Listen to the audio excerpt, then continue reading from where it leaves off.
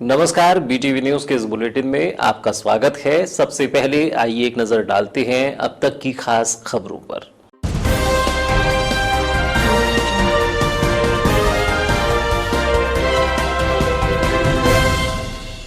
अबूझमाड़ से नेपाल तक नक्सली बनाना चाहते हैं रेड कॉरिडोर। अमरकंटक को टेम्पररी हेडक्वार्टर बनाने की योजना, नक्सलियों से मिला प्लानिंग दस्तावेज।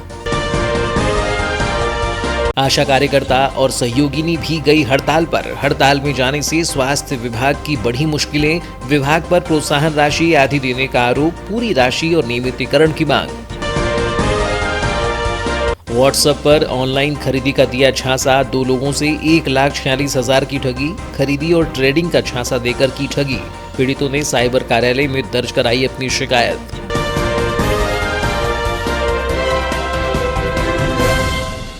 आधुनिकीकरण के इस युग में मोबाइल हम सब की जरूरत बन गया है, जिसमें व्हाट्सएप सोशल मीडिया का एक बड़ा हथियार है, जिसका उपयोग हर स्मार्टफोन रखने वाला यूजर्स करता है। व्हाट्सएप के माध्यम से संदेशों को भेजना और संदेशों को पढ़ना हमारा एक रूटीन बन गया है। ऐसे में ऑनलाइन ठगी करने वाले ने इसका उपयोग करने वालों को भी अपना निशाना बनाना शुरू कर दिया है।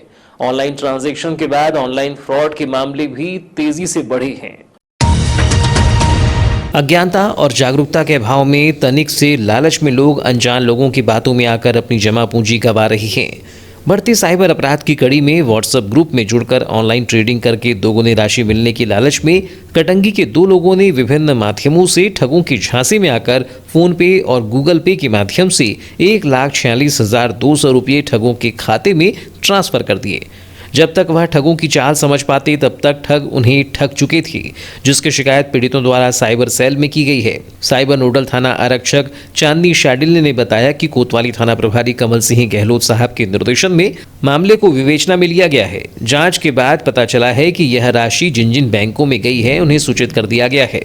उन्होंने बताया कि ठगों ने व्हाट्सएप ग्रुप के माध्यम से 2 लोगों को जोड़ा और उन्हें ऑनलाइन खरीदी और ट्रेडिंग करके राशि दोगुना मिलने का झांसा देकर 2 अलग अलग पीड़ितों से 48,000 और 98,200 रुपये की राशि ऑनलाइन फोन पे और गूगल पे के माध्यम से ली गई, जिसके बाद ना तो उन्हें कोई सामान मिला और ना ही राशि, जिसकी शिकायत उन्होंने साइबर नोडल थाने में की है। उन्होंने बताया कि जानकारी में और भी लोगों के इसी तरह ठगने की बात सामने आई है। फिलहाल 2 पीड़ितों द्वारा दर्ज की गई शिकायत पर जांच की जा रही है। उन्होंने लोगों से अपील की है कि वह ऑनलाइन ट्रांजैक्शन के दौरान जागरूकता का परिचय दें और किसी भी अननोन लिंक या झांसे में न आए, और यदि आप किसी साइबर फ्रॉड का शिकार हो जाते हैं तो तत्काल इसकी सूचना साइबर नोडल थाने में दें। जिले में वन्य प्राणियों द्वारा इंसानों पर लगातार हमले बढ़ रहे हैं, जिसके कारण लोगों में दहशत है। वहीं वन्य प्राणियों के लगातार बढ़ रहे हमलों के बाद भी वन विभाग की लोगों की जिंदगी को सुरक्षित करने को लेकर कार्यवाही नजर नहीं आ रही है। ग्रामीण थाना क्षेत्र में लगातार वन्य प्राणी भालू के हमले बढ़ते जा रहे हैं। जहां गत 22 दिसंबर को भालू ने खेत में कहानी करने गए युवा किसान पर हमला कर उसे चोटिल कर दिया था, वहीं 23 दिसंबर को एक और व्यक्ति पर वन्य प्राणी भालू ने हमला कर उसे घायल कर दिया। मिली जानकारी के अनुसार ग्रामीण थाना अंतर्गत आमगांव के घोंडगा टोला में बकरी चराने गए 45 वर्षीय शेषराम पिता झाड़ूलाल कोसरे पर वन्य प्राणी भालू ने हमला कर दिया। बताया जाता है कि शेषराम शुक्रवार 23 दिसंबर की दोपहर लगभग 1 बजे गांव के समीप बकरी चराने गया था, जहां से वापस लौटते समय झाड़ियों में छिपे वन्य प्राणी भालू ने उस पर हमला कर दिया, जिससे घायल शेषराम किसी तरह अपनी जान बचाकर गांव पहुंचा और जनपद सदस्य प्रेमलाल दशहरे एवं अन्य लोगों को इसकी सूचना दी, जिसके बाद घायल शेषराम को मोटरसाइकिल से जनपद सदस्य द्वारा जिला चिकित्सालय लाकर भर्ती कराया गया है। बताया जाता है कि भालू नर और मादा के साथ 2 बच्चे भी थे।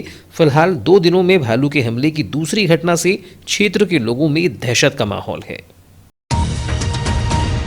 परसवाड़ा मुख्यालय में स्थायी बस स्टैंड का सुव्यवस्थित निर्माण होगा, इस बात पर अब संशय बन चुका है। विगत करीब 3 माह पहले बस स्टैंड परसवाड़ा में व्याप्त अतिक्रमण को हटाने की जो मुहिम चली थी, उसे अधूरे में रोककर कुछ एक खाली कराई गई जमीन पर प्रशासन द्वारा निर्माण कार्य प्रारंभ कर दिया गया है। जनचर्चा के अनुसार बस स्टैंड के लिए आरक्षित भूमि में से एक बड़े हिस्से से अतिक्रमण न हटाकर सिर्फ छोटे से हिस्से से अतिक्रमण हटाकर अतिक्रमण मुहिम की इतिश्री कर ली गई, जहां सिर्फ छोटे छोटे दुकानदारों का अतिक्रमण हटा दिया गया, जबकि अपनी जगह पर खड़ी बड़ी बड़ी इमारतें आज भी पक्षपात होने की गवाही दे रही हैं। ज्ञात हो कि मुख्यालय परसवाड़ा में स्थायी बस स्टैंड और व्यावसायिक कॉम्प्लेक्स के निर्माण के लिए क्षेत्रवासियों द्वारा विगत लंबे समय से मांग और संघर्ष किया जाता रहा है। अब जबकि मांग के अनुरूप प्रशासन सक्रिय नजर आया, तो बस स्टैंड के लिए आरक्षित जगहों में अतिक्रमित कुछ एक दुकानदारों ने स्वयं ही अपना कब्जा हटा दिया, तो कुछ एक लोगों ने प्रशासन के दबाव के चलते अपना अतिक्रमण छोड़ दिया। पर इस उम्मीद के साथ कि प्रशासन द्वारा समस्त अतिक्रमणकर्ताओं से भूमि खाली करवाकर एक वृहद बस स्टैंड और व्यावसायिक कॉम्प्लेक्स का निर्माण किया जाएगा, परंतु ऐसा होता हुआ नहीं दिखाई दे रहा है। सीमांकन की मांग के बाद 23 दिसंबर को अचानक जनपद पंचायत परसवाड़ा का अमला बस स्टैंड परसवाड़ा पहुंचा और निर्माण कार्य प्रारंभ कर दिया, जिससे ग्रामीण भड़क उठे और पुनः पंचायत पहुंचकर मामले की जानकारी ली और तत्काल ही पुनः सीमांकन की मांग को लेकर जनपद सीईओ सहित अन्य प्रशासनिक अधिकारियों को ज्ञापन सौंपा। किंतु प्रशासन द्वारा ग्रामीणों की मांग के विपरीत बस स्टैंड परसवाड़ा को पहले पुलिस छावनी में तब्दील कर बड़ी संख्या में पुलिस बल लगा दिया गया और पुलिस की सुरक्षा में जेसीबी लगाकर कॉलम के गड्ढे खोदने प्रारंभ कर दिए। स्वयं अनुभागीय अधिकारी राजस्व बैहर भी इस दौरान मौका स्थल पहुंचे और कार्य को जारी रखने का निर्देश देते हुए देखे गए। मामले में सरपंच गायत्री कुंभरे ने बताया कि सभी ग्रामवासियों की मांग है कि सीमांकन के बाद ही निर्माण कार्यवाही हो, जिसका हमें और ग्रामीणों को आश्वासन मिला था, लेकिन पुनः कार्य प्रारंभ कर दिया गया है, जिसकी जानकारी उन्हें नहीं है। ये ऐसा विषय है कि बस स्टैंड का सीमांकन सही से हो और सीमांकन के बाद ही कार्य भले ही तुरंत चालू कर दिया जाए। ये मेरे साथ मेरे पूरे सहयोगी है और मेरे पूरे पंच और ये मेरे पूरे ग्रामवासी, सबका कहना यही है कि पहले सीमांकन हो जाए, उसके बाद बस स्टैंड का कार्य शुरू किया जाए। इसी ज्ञापन को लेके हम सीईओ सर के पास भी आए थे। कल हमें आश्वासन दिया गया था एसडीएम साहब के जरिए कि हम 2 दिन में आ रहे हैं, उसके बाद फिर काम चालू होगा और सीमांकन के बाद ही होगा। लेकिन आज बिन सूचना दिए हुए ये पूरा लेआउट देने लगे और ये सूचना यानी हम किसी को नहीं मिली थी, सरपंच या हमारे सरपंच बॉडी को। ये काम शायद अब सचिव और किसी कहने से कर रहे हैं ये, तो इसको हम बलपूर्वक उल्लंघन कर रहे थे, तो हम उसको रोकने के लिए आए थे। निर्माण कार्य को लेकर मौके पर उपस्थित एसडीएम तन्मय वशिष्ठ शर्मा ने बताया कि परसवाड़ा बस स्टैंड से अतिक्रमण हटाने की कार्यवाही की गई थी, जिसके बाद कलेक्टर यहां कॉम्प्लेक्स बनाने की स्वीकृति कलेक्टर महोदय द्वारा दी गई। कॉम्प्लेक्स का निर्माण पंचायत की राशि से किया जा रहा है। बस स्टैंड परसवाड़ा का जो अतिक्रमण हटाया गया था, तो उसमें फिर दोबारा से कॉम्प्लेक्स बनाने के लिए जो स्वीकृति है वो कलेक्टर महोदय द्वारा दी गई है, तो डीएमएफ के थ्रू राशि स्वीकृत की है। तो डीएमएफ शाखा से आप इसमें जो डिटेल्स हैं वो पता कर सकते हैं। एजेंसी है इसमें ग्राम पंचायत खरपड़िया एजेंसी है। सर सचिव का कहना है मुझे जानकारी नहीं है, कोई एसटीएस नहीं है, किस मत से बन रहा है, कितनी लागत से बन रहा है, ये भी जानकारी नहीं है। परसवाड़ा ग्राम पंचायत परसवाड़ा को इसमें एजेंसी नहीं बनाया गया है, तो संभव है कि उनको जानकारी इस संबंध में ना हो। सचिव तो वही हैं जो यहाँ पर प्रभारी हैं परसवाड़ा के, वही खरपड़िया के सचिव। इस संबंध में तो हमको सचिव के द्वारा कुछ अवगत नहीं कराया गया अभी तक। क्या मतलब फिर नहीं, ये जो निर्माण हो रहा है ये फिर पंचायत की राशि से नहीं हो रहा है, ये जो मिनरल फंड होता है उसके थ्रू किया जा रहा है, तो एजेंसी फिर किसी को बना। हॉकी खेल एवं खिलाड़ियों का मनोबल बढ़ाने के उद्देश्य से नेहरू स्पोर्टिंग क्लब के अध्यक्ष किरण भाई त्रिवेदी द्वारा नेहरू स्पोर्टिंग टीम के हॉकी खिलाड़ियों को शुक्रवार को हॉकी का वितरण किया गया। इस दौरान किरण भाई त्रिवेदी ने कहा कि 9 दिसंबर से शहीद चंद्रशेखर स्पोर्ट्स मैदान में आयोजित अखिल भारतीय स्वर्ण कप हॉकी टूर्नामेंट में नेहरू स्पोर्टिंग क्लब के खिलाड़ियों ने शानदार प्रदर्शन कर 2 मैच जीते एवं तीसरे क्वार्टर फाइनल मैच में हार गए। उनके उत्कृष्ट प्रदर्शन को देखते हुए खिलाड़ियों का मनोबल एवं उत्साह बढ़ाने टीम के सभी खिलाड़ियों को हॉकी प्रदान की गई है।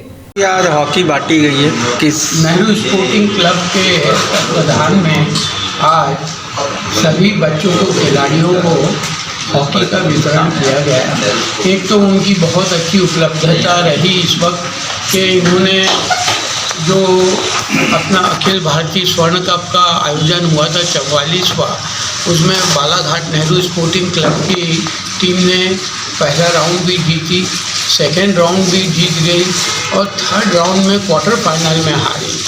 इसके लिए उनको पहले से हमारा वादा था और धीरे धीरे हमको हमारे क्लब को सुसज्जित करते हुए हर खिलाड़ियों का मनोबल बढ़े, इस उद्देश्य से सबको एक एक स्टिक दी गई। इस दौरान नेहरू स्पोर्टिंग क्लब के पदाधिकारी विजय वर्मा, राजकुमार शांडिल्य, सुशील वर्मा, गोपाल धुर्वे, विनोद साव, सुब्रत राय सहित अन्य मौजूद थे। नेहरू स्पोर्टिंग क्लब ने खिलाड़ी सौरभ सहारे, इरशाद, तुलसी पंजरे, अजय कोसरे, विक्की, जावेद, योगेश कुसरे, सोहब बिरिया, अमन टेम्भरे, अमन गनवीर, सुधीर, सत्यम बर्डे, साहिल गनवीर, फैजान, मनीष को हॉकी प्रदान की।